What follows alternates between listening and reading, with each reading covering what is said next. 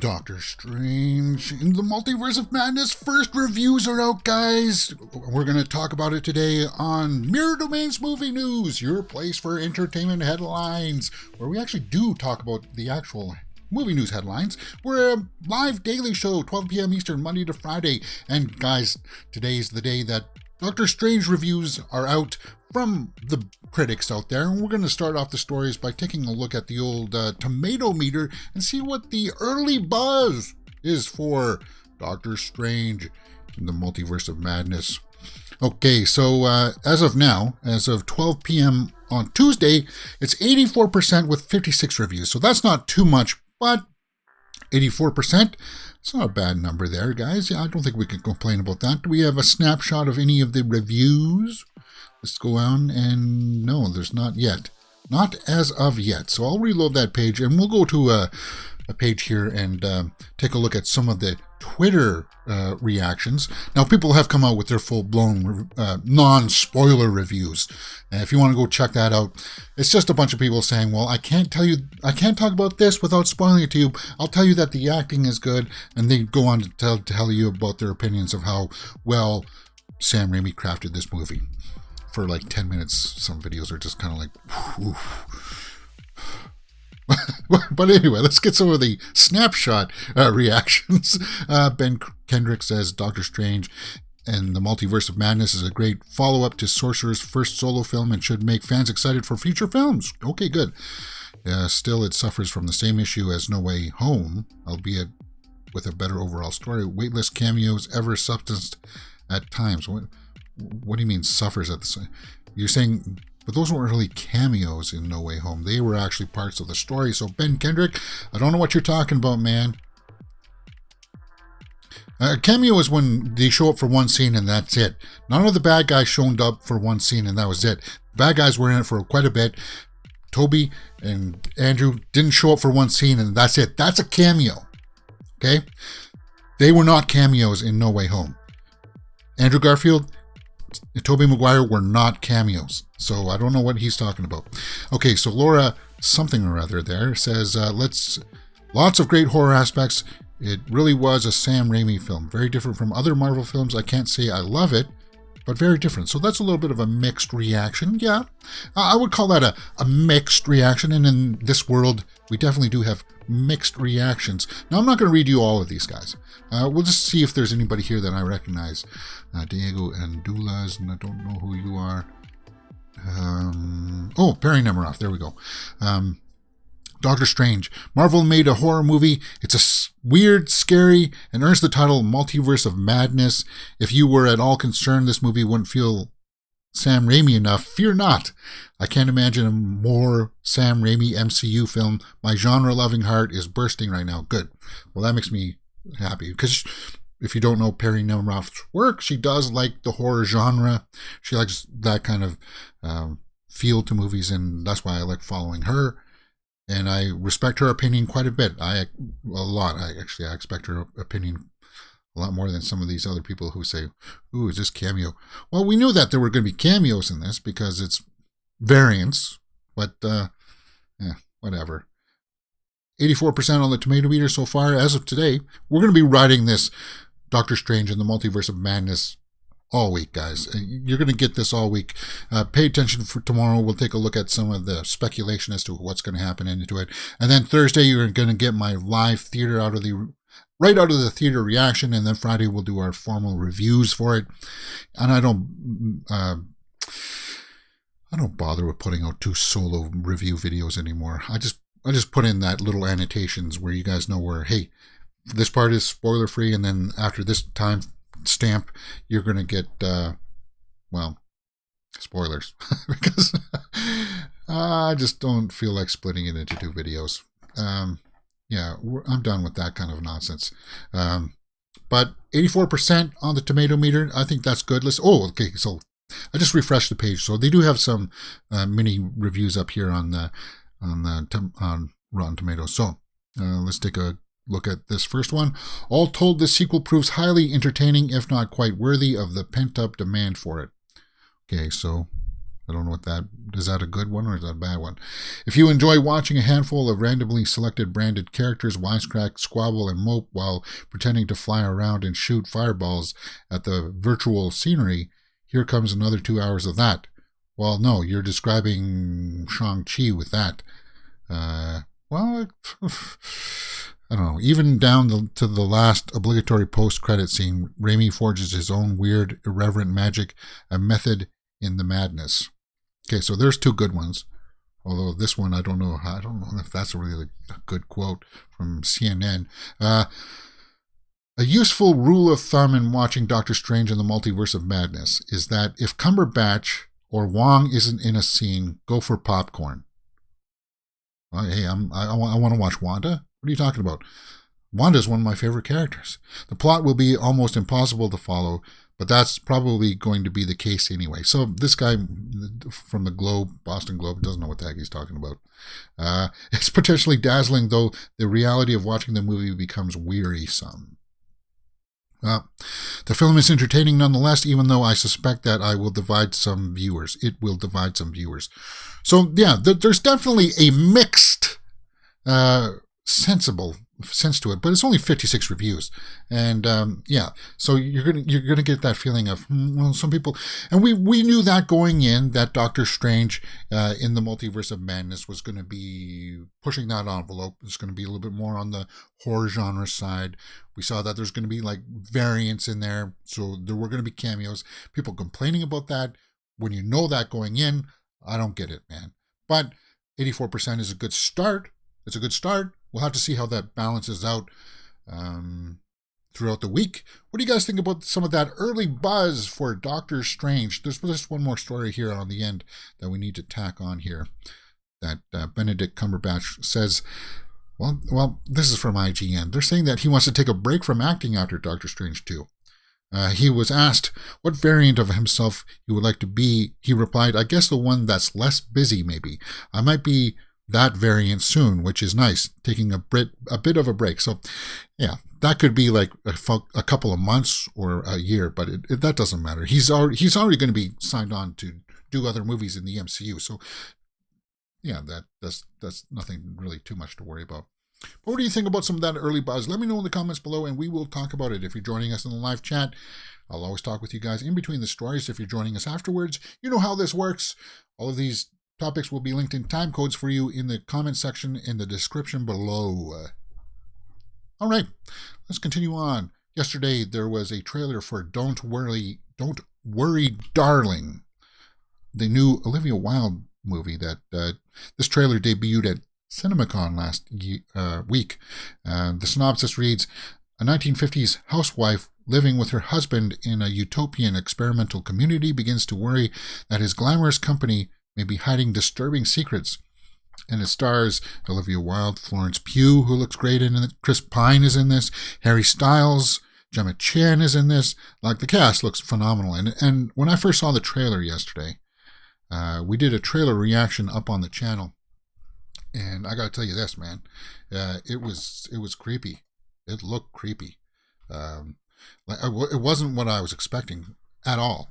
So it looks like it's like this normal kind of like husband meets young wife, and they just have like their romance. Now, I'm not going to play you the entire trailer, but yeah, we see Olivia Wilde there, and it looks like, okay, everything's hunky dory. It's a period piece. We saw that from the synopsis. There's Olivia Wilde. She directs this, and I got to tell you this, man. It goes down this weird angle of kind of like, is it a cult or what the heck's going on here? And what are they going to do? Are they going to, end up killing each other in the end? They go to this weird place where their house is like a mock-up house where there's like these eggs, and she cracks one open there and it's got like nothing inside. So it's I definitely, guys, I recommend that you go out and check out this trailer because it's spicy. It's got a lot of adult theme to it. I like that Olivia Wilde looks like she's going to be knocking 2 really good movies out of the park for her first couple of movies as a director. I can't champion that enough. Florence Pugh looks great. Harry Styles is looks like he's slowly starting to win me over it, and like in the ability that he can act. Chris Pine here looks like he's going to be the coordinator of all this, of this camp that they go to, or some weird kind of society that's going to lead them down a path of intrigue. And Florence Pugh looks like she's going to do a good job in this. And I totally recommend for you guys to go out and check out my trailer reaction for it, because it's gonna surprise you with the tone, the change in tones. Is that Harry Styles there freaking out in the car? Yeah. So yeah, it looks like he's wow. I don't know that he can act. Cool. Can't complain about that. So that's the Don't Worry trailer, guys. If you've seen it, let me know what you thought about it in the comments below, and we will talk about it. Oh, I guess I shouldn't put that down. Top Gun comes out this month, and Lady Gaga is doing like the title track for it. It's called Hold My Hand. And actually, I'm not going to pull that up. We'll take a look at it on the big part here. Now, I can't play you the audio for it. Obviously, I can't. You know, guys, I have to play ball here. I think I isolated a bit. Can I play like 2 seconds of it, maybe? Let's risk it.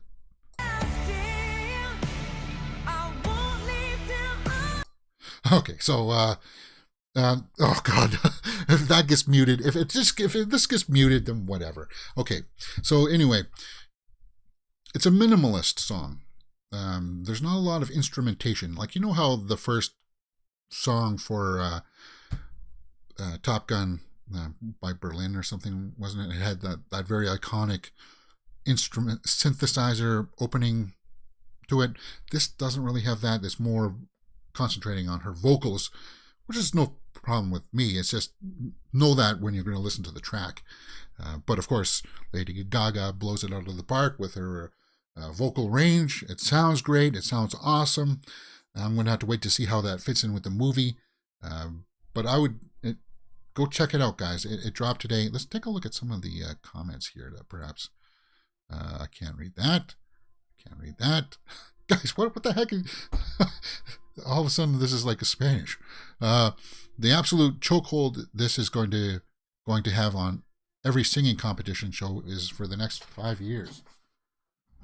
Sorry, there's somebody outside doing something they shouldn't be doing, like drilling something. Okay, so... my most streamed song of 2022 has arrived, LM Duties. Okay, so people are liking it. Divine. And, no, that doesn't say Divine. So you can see that people from all over the world are liking it. This song makes you want to fly in the skies. I'm still amazed how Lady Gaga has evolved through her entire career. I can't wait to see the film this in theaters, and we hope we get Our Lady gets a second Oscar for what this. Well, yeah, this will be up for probably a best song, just because of the notoriety. But I wouldn't. No, guys, go give it a listen. It's worth checking out if you're interested in Top Gun Maverick that comes out this month. So, and if you're a Lady Gaga fan, you want to check that out anyway. All right. Yesterday, well, actually, this has been breaking for the last weekend and for the last 3 or 4 days that Fast 10 had fired. Well, Justin Lin had stepped away from Fast 10, and then they found the new director. But we found out even more reasons why Justin Lin left Fast 10. A Saturday to Remember. Yeah, so that's when this all started. It started as a talk about notes with the franchise star and a fellow producer, Vin Diesel. And I'm going to talk about what we should do about this situation afterwards, what we need to do about this gentleman and fellow producer. Escalated into a major disagreement and ended with a slammed door. Justin finally had enough and said, "This movie is not worth my mental health." And so that kind of just solidifies in concrete that the biggest problem with the Fast franchise is Vin Diesel. And it's not what you think that I would say. Like I know that he's okay. So apparently he's got a bad attitude. He doesn't show up on time for his roll calls. He wastes the studio's money, which is his own money because he's producing it. I don't understand what he's doing. You kind of get the impression that he's got this high hat, and somebody needs to knock him down a little bit here and take him off his perch. And if you go and read this on The Hollywood Reporter, it doesn't paint Vin in the best light. And we've heard rumblings about this, like Vin was like this, like especially ever since that whole Rock thing came out, that The Rock would show up on time, prepared and ready for the role, ready to shoot. Vin would come in late, wouldn't know his lines, he wouldn't be ready for the scene, and then call him out for not being, like Vin would put weird social statements out there that he had to give The Rock an acting lesson. It's like, what the heck are you doing, Vin? I mean, seriously, get a grip, man, because this doesn't look good. This does not make you look good, and I can't go to bat for you if this is the way that it's going to be. And what does the Fast and the Furious franchise do about this? Well, you only got this movie, and you got the second one, and the 11th movie, and then it's done. Then you know it's done. Major disagreement. So, yeah, as I said, you go and read this article, you're not going to get Vin Diesel painted in the best of light. He's like the male version of a diva. And it's a bad thing. It just sucks because Justin Lin did have good chemistry working with the rest of the cast, and looks like he had fun crafting this series. And that Vin Diesel is the one that's going to be the one in the way stopping this. That's a bummer, man. That sucks. So, what do you do? What do you do about Vin Diesel? What do you do about this? Well, you see how it said there in that article that he's a fellow producer, which means he's putting money into it, which is giving him the big head. You can't do it now because it's too late. Everybody signed the contracts. But I would never, ever, ever from now on let Vin Diesel put his own money into a project that he's going to be acting in ever and sign on to work with him. Because I would sign on to, from now on, Vin Diesel, you are going to be putting into the box where you are going to be signing contracts where if you want to be in this movie, you can't produce it. You have to show up on time. If you forfeit, then you're going to be removed and you're going to be, your contract will be null and void and we don't have to pay you. That's it. Vin Diesel will be out of the project. No ifs, ands, or buts. You're signing that contract if you want to be in the movie. And if you don't like it, then you're not part of the movies. That's it. And that's what's going to happen to Vin Diesel if reports like this keep on coming out. And that's what people need to understand. So that's why I'm saying, Vin Diesel, man, you got to come up and you got to change this storyline here a little bit. You got to make some good faith gestures here. And good faith gestures aren't signing new people onto the project. Good faith gestures are you showing up prepared and having good reports come out of you playing ball. There we go. All right. So hopefully that ugliness doesn't continue on. And let me know what you thought about that in the comments below. And do you agree that, yeah, he shouldn't be a producer of movies? He shouldn't be. He should not be. All right. What's this Drug Bear movie? Drug Bear. Well, it's got a word in it that I don't know if I can use on a live stream. But Elizabeth Banks, which is one of my favorite actresses out there, is going to be, she directed this movie called That Bear. 2023 release date for Elizabeth Banks, about a bear's drug-fueled rampage. What? What the heck is this about? Okay, well, it's based on a true story. And it's going to be a theatrical release February 24th, 2023. So let me just read you the synopsis. In 1985, convicted drug smuggler Andrew Thornton was on a smuggling run from Colombia when he had to dump his packages full of that drug before bailing from the plane himself. Unfortunately, he hit his head on the tail of the aircraft and wound up in a free fall to the ground where he was found dead in someone's driveway. Several months later, a 175-pound black bear was found dead after devouring approximately 50 million worth of that drug that had been dropped by Thornton. Its stomach was literally packed with it. What the heck? Okay, so then it goes on to talk about the repercussions of eating all that stuff. It's just, what a bizarre story. Directed by Elizabeth Banks. To take on a project like that, I'm on board, man. The film stars Kerry Russell, which I'm a big fan of. Antlers was meh, but I'm still a big fan of hers, Kerry Russell. I like her work quite a bit. Ray Liotta, Margot Martindale, Alden Ehrenreich, O'Shea Jackson Jr., okay. Jesse Tyler Ferguson. Okay, so then it goes on to list the rest of the cast that not many people will know. Now, as soon as I get the green light that I can say that word, then I'll start using that word. But it's produced by Phil Lord and Chris Miller, who, of course, directed a lot of the Avengers movies. No. They did comedy movies, didn't they? Phil Lord and Chris Miller. They did...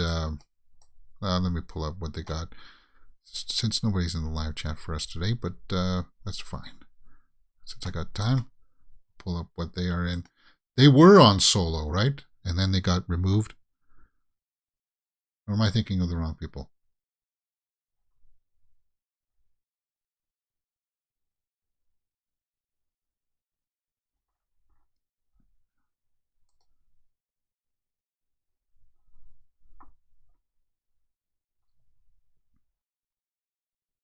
Okay. Yeah, Cloudy with a Chance of Meatballs. 21 Jump Street. Okay, yeah, 22 Jump Street. That's what they did. Okay, and Spider-Verse. Mitchell's vs. the Machines. Okay, so that's what they did. Yeah, that's them. They're producing this movie with Elizabeth Banks. Cool, man. Cool. Brightburn. If you haven't seen that before, check that out because that's always awesome. But that's that story. I felt like that was, it's just weird. It's going to be to see that play out. The movie's probably going to start with some guy just landing down on the pavement in somebody's driveway. Weird. Yeah. All right. Not too weird, though, is Face Off 2 update shared by Nicolas Cage. Well, he's been out doing the press tour for The Unbearable Weight of Massive Talent. And there's been that, ever since that has been proven as people, like a success, that people liked it, there's been talks, because in that movie, you see that he's got those gold guns in Unbearable Weight of Massive Talent. So people are like, well, hey, those guns still look good on you. Is there a way that you can do a face-off too? And he said, well, I'll be open to it. So, any actor would say that, but we actually got a little bit of a quote. That's not too much more, actually. There have been some phone calls on and off with Neil Moritz, who I enjoyed very much working with on the first Face-Off. He's one of the true great producers in Hollywood, and they have been making some calls. The other ones, like National Treasure, is their priority as a TV show, and Godspeed to them. But maybe Face-Off? Maybe. So there you go. It's not too much. Face-Off, of course, I liked. It was cheesy. It was a little bit over the top with the stunt work. Like, that it was definitely not Nicolas Cage doing some of those stunts. But, yeah, hey, if they ever made a Face-Off 2, I think everybody would be back to see it. Especially if Nicolas Cage was in it, because he was good at doing the duality. He was better at doing the duality of playing the good guy and then the bad guy, or the bad guy and then the good guy, and then the bad guy again. The way that it worked in that was, it was pretty funky. It was directed by John Woo. So if Face Off 2 ever comes to light, definitely I'll let you guys know as much as I know as I learn about it. Talking about John Woo, apparently John Woo is going to be remaking his Killer movie. Now, Killer was a movie that was made with Chow Yun-fat in Hong Kong. And I guess John Woo will be directing a remake of The Killer for Peacock in 2023. Now, early versions of this script actually had Lupita Nyong'o in this role. But since it's kind of morphed. She's moved on, and we'll have to wait to see how this develops. But celebrated action auteur John Woo returns to reimagine and direct his own classic, The Killer, but for Peacock, for the North American audience. And people are just like, The Killer was actually pretty good, 1989. What was that? Okay, so it was about a guy who, a hitman who wants to take one last hit to help a young girl. I forgot if she had some kind of sickness or illness or disability of some kind. I forgot. Let's see what some of the comments say here. 13 comments. IMO remake isn't necessary. I think the original still holds up. Yeah, and I definitely agree with that. John Woo has done some seriously, really top-notch films. My favorites are Better Tomorrow 1 and 2. Okay, so this guy doesn't like it. The original still holds up. Yeah, Chow Yun-fat. Bullet in the Head is my favorite John Woo film. Well, I think mine is probably Broken Arrow. Hourglass Viking says in the live chat, Face Off was great, but wasn't it a foregone conclusion? Yeah, it would be interesting how they resurrect Castor Troy. Well, yeah, that would... Yeah, I don't know how they would explain that. Maybe they cloned him or something. Maybe that's what Face Off 2 would be. They clone somebody that looks like you, and then they transfer your brain into that person. That's how they could do it. Instead of actually taking the face off somebody. Even though we all did that, right? Face off. Yeah, we all did that. But The Killer remake for Peacock next year. I'm kind of mixed about that. Yeah. I'll be interested to see him come back to make a North American movie. But again, it's kind of like maybe it was a situation of they were going to remake it regardless, with or without him, and he said, well, I'd rather you have me direct it instead of somebody else. And that's what John Woo was thinking. And if that's the case, then hey, they did that recently with the Matrix Resurrections, and look how that turned out, guys. Okay, Guardians of the Galaxy Volume 3 costumes. We got some costumes to look at here. Guardians of the Galaxy Volume 3 set photo tease team costumes. It looks like they're going to try to throw back to some comic book source material here. There's Star-Lord. So what do we've got here? Just Jared. And now I'm not going to blow this up too much because this is set footage, so it's not really that much. And as you can see there, they got the blue. There's Nebula. Karen Gillan. There's the comic book. There's reality. Okay. All right. The titular team was last seen in 2019's. Yeah, well, we know that. Come on. Yeah, when the stories are not that much. Like, I mean, seriously, there's not that much to talk about here. I can try to blow these up, but I don't think it's going to be worth the value. Yeah, it's not. It's an amalgamation of stuff here. So, yeah, you got those blue costumes. What do you guys think about that? It's not that much.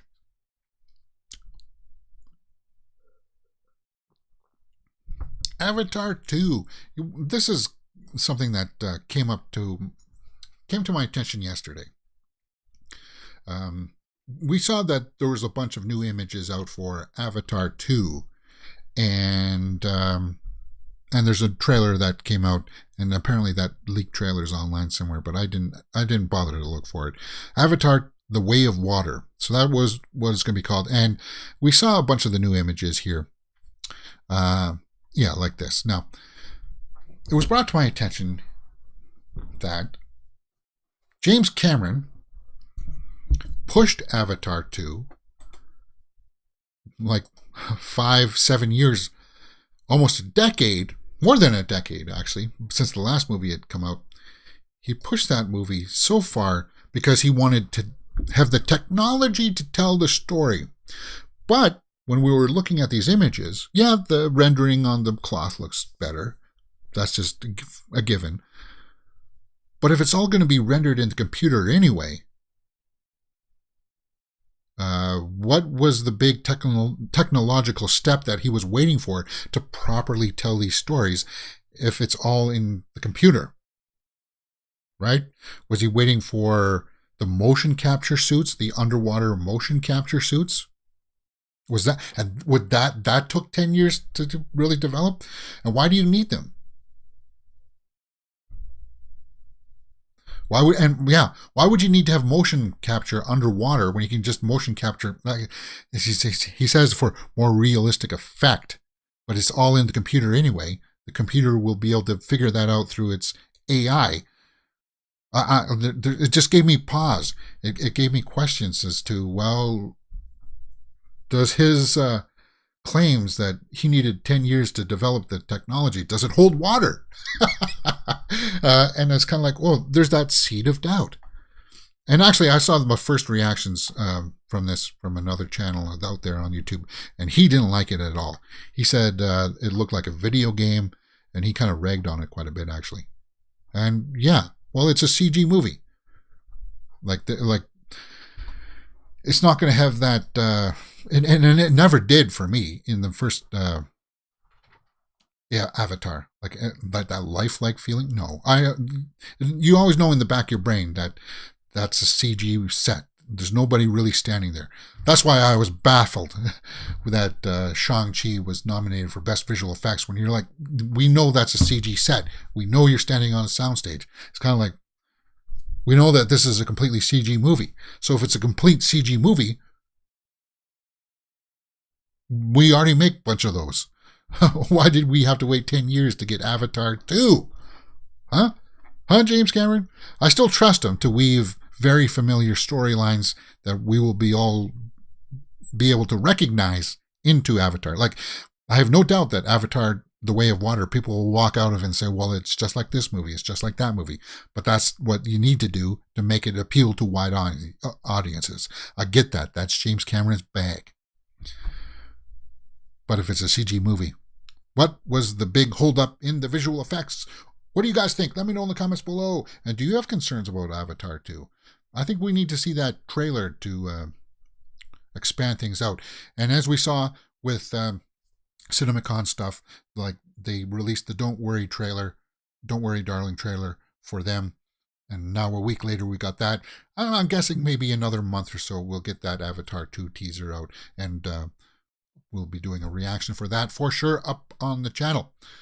Artlast Vikings in the live chat says, I look forward to James Cameron's commentary of Making the Way of Water. Well, yeah, he's always good at the commentaries, for sure. He also says, yeah, I'd say most directors would like a second chance to remake a film if the opportunity arose. No better man than John Woo. FYI, Hard Target is my go-to for John Woo. Yeah, I like Hard Target. Wilford Brimley. I like that, him in that movie.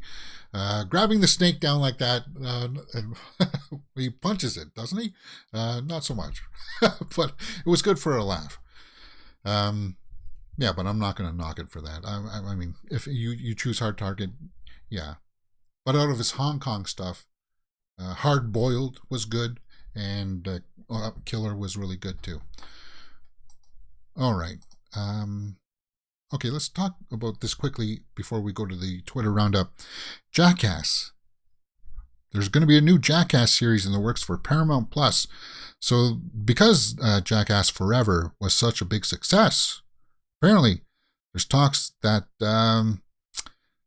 they would be talking about bringing back a small series. Now, this article on Variety, so it is pretty much confirmed that they're working to continue with a new series with the creators. It would remain to be seen. It doesn't say if Knoxville or Steve-O would come back for this. I would guess it would be primarily the new crew, which I would no problem with, because I like the new cast for Jackass Forever. And I like, if they cameoed, that Knoxville and Steve-O would cameo every now and then in it. I'd be up for that. I'd be more up for another movie than a series, but we're going to get Jackass 4.5 here in a couple of weeks on Netflix. which I would like to do a watch along for, but because of the nature of it, it's kind of one of those things where I don't know if I can show it, right? With the nudity and the crassness of it all. And I had a lot of fun with Jackass Forever in the theater. It was one of those great theater experiences where people were laughing and cheering together, covering their eyes, and yeah, Jackass Forever was good. So if we get another series from it, they take another crack at it, I'll be up for that. All right. Now, just a quick little update for you guys. So, I have got I use OBS, and I use OBS to switch my graphics and everything, and I recently changed it up. And so far today, I haven't had any fumbles. We'll have to see when I do my live part 2 reaction for King Kong 2005 that we'll be doing later on today in about an hour, 1:30 p.m. We'll be watching King Kong Part 2. We'll be walking through this, and my hotkeys are a little bit different, so I'm hoping... I had to change it up because the way that I had my hotkey set up, if I put in a DVD player, it would skip the videos. It would jump ahead, just because of the way that I had appropriated my hotkeys on my keyboard. So I switched that up, and I just got to relearn the muscle memory, and hopefully I don't have any fumbles in that show. But if you like King Kong, guys, follow the channel. We're going to be watching all the big parts now, when he's going to be fighting the dinosaurs and when they go to New York on today's show. It's already up on the channel. It's already listed, and 1:30 p.m. we'll be watching King Kong, the last part of it, because it's a cool movie, man. It's a great movie. All right, and I hope you enjoy that, because it's a lot of fun. All right, let's take a look at the old Twitter roundup, and that should round us out for the day. Oh yes, last night was the premiere for Multiverse of Madness, and Rachel McAdams looked great in that dress. It was also the Met Gala last night. There's Henry Golding, so I'm guessing we're going to get a lot of pictures here. Why Women Kill? Oh, that's a series. Elvis, Austin Butler at the Met Gala. Yeah, we know that Doctor Strange is 84%. We knew that at the beginning of the show. Yellow Jacket Season 2 will begin filming this summer. Okay, that'll make a lot of people happy. Saoirse Ronan on the set of Foe, co-starring Paul Mescal and Aaron Pierre. Well, they can't really see her, but she's definitely a beauty. And a really talented actress on top of that. New Jackass series. Yeah, we knew that. Yeah, I saw this Sebastian Stan in this kind of fuzzy pink thing at the Met Gala, and there's Glenn Close. Kirsten Stewart and Viggo Mortensen in Crimes of the Future. This one looks crazy. It's a David Cronenberg body horror kind of thing where they take out their organs and put them on display in an artistic way. Weird, man. Maud Apatow, the Met Gala. Okay, so yeah, we're going to get a lot of this stuff. Austin Butler is the guy who's playing Elvis in that upcoming movie, and I think it is official that he signed on for Dune 2 to play Fade. That will be cool. Yeah. At least I hope so. Emma Stone for the Met Gala. Okay, so it's all the Met Gala stuff.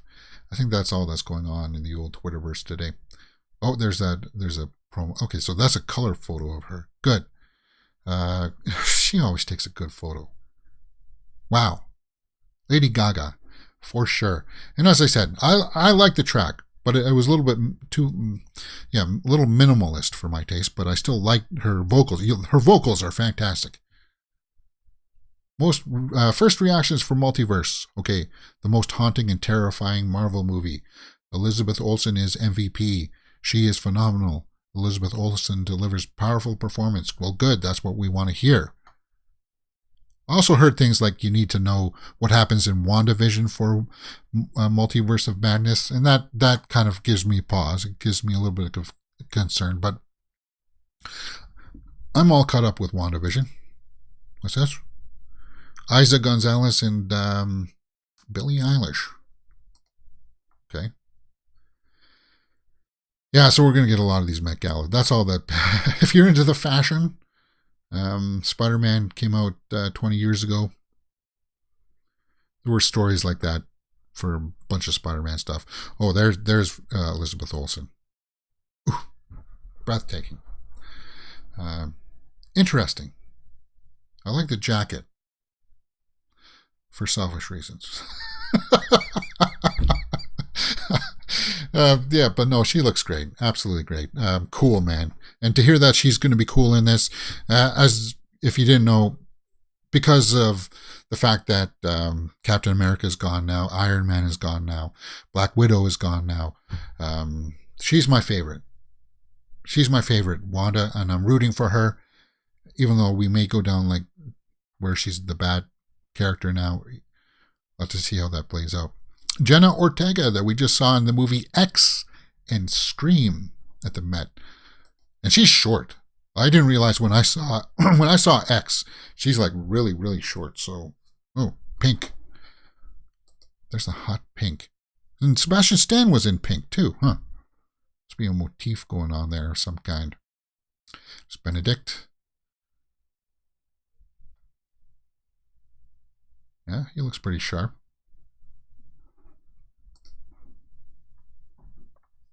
So he says that he wants to take a break from acting afterwards. Oh, there's Rachel McAdams. I told you, she looks absolutely stunning in this dress. And I heard that from the early reviews that they made better use of her in this movie than in the first one. I didn't realize when I went back and revisited the first one, they just kind of left her story. All right. We got no more updates, but apparently OBS is having problems connecting and disconnecting, and I think we'll round out the show there because I'm going to go have my breakfast, and that's why, because my computer decided to do an update. But don't worry about that, guys. Once this goes live and up on the channel, then everything will smooth out because that's the way that YouTube does it, and we'll round it out there for today, because I'm going to be doing the full watch-along Part 2 for King Kong. Later in the week, tomorrow, we'll be watching the finale for Moon Knight. Pay attention for that. Tomorrow around 1:30 p.m. as well. And then on Thursday, we'll be watching Survivor at 1:30 p.m. Friday, we're going to be watching King Kong 1976 version. Let me pull that out. Come on. Don't let me down.